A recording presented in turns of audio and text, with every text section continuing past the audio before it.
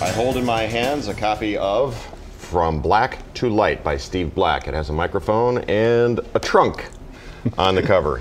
Explain, Steve, what was the inspiration for this cover art? Actually, what I did was I wrote the autobiography and I gave, before anybody else read it, to my graphic artist. And I said, I want you to read top to bottom, see what images come to your mind. And he came up with the title and the front cover, John Rios. He just felt like it was such a journey. My life, this first 45 years, was such a journey that the road case indicated that journey. And he felt like he was on it with me. So, tell us about the journey.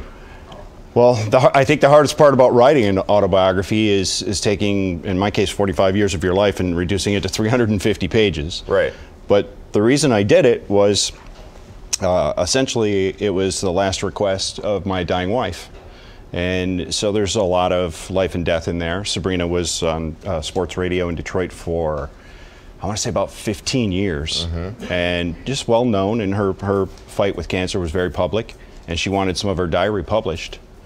And so we tried for years to just kind of write a book about my story with her, the 9 years we were together, and instead a doctor actually suggested I just write my own story, and when I got to those chapters, she'd be very prominent.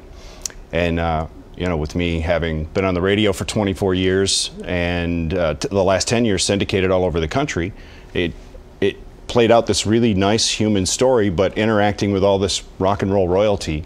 And it makes for an interesting background. Yeah, and speaking of rock and roll royalty, I mean, there are wild stories in here too. I mean, for instance, Ted Nugent borrowed your Jeep and basically ruined it? Yeah, I'll never forget. And I still to this day, and Ted will be here in a couple of days, but I still to this day don't know exactly what happened to it.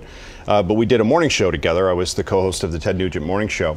And one day Ted just popped in and said, hey, throw me your keys. So, yeah, okay, maybe my Jeep's in the way, throw him the keys. And I'm thinking later, he's got it's like a 17-car garage. How can my Jeep be in the way? And I look outside and it's gone.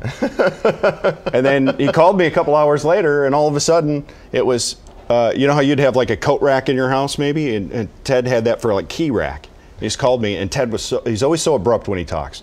Black, it's Ted.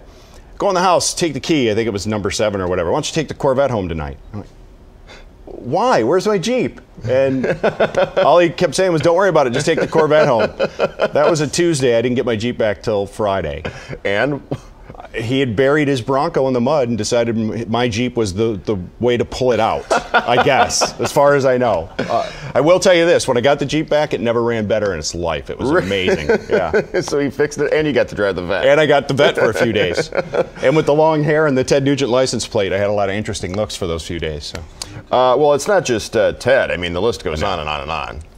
Oh, yeah. Rush, Black Sabbath, some wonderful stories about Pink Floyd, and a lot of it from my youth and how I thought I was just listening to records, but I was studying, and that ultimately became, that studying became what put me on the radio in the first place, the knowledge. Peter Frampton, by the way, super nice guy. How did he, quote unquote, save your radio career? When I just started syndication, it cost a lot of money to get your own business up and running and put it together. At the same time, Sabrina was just about her worst. Both financially and spiritually. She was realizing she was going to lose the battle. And Peter told me, he said, I love your show. I love this concept. I love talking guitars. How are you doing? And I said, honestly, I'm thinking about quitting. I don't have the money. I've maxed out my credit cards. I don't know where to get any more money, Right. And he said, if you won the lottery, would you do this job for free? And I said, yes. He said, if you love it that much, you can't let it go. You have to do it. You have to stick with it until it's either completely dead and bankrupt or you've succeeded. And I knew that he was correct. I think I just needed to hear that from somebody.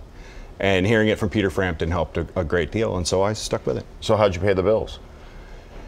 Day by day, day by day.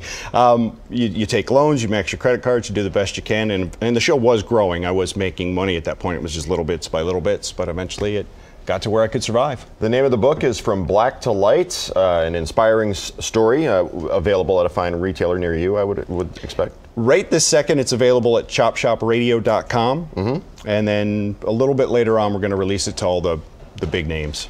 chopshopradio.com, so named after your show, The Chop Shop. Yep. Excellent. Thanks for being here. Thank you. It's nice to see you, Jason. Nice to see you. And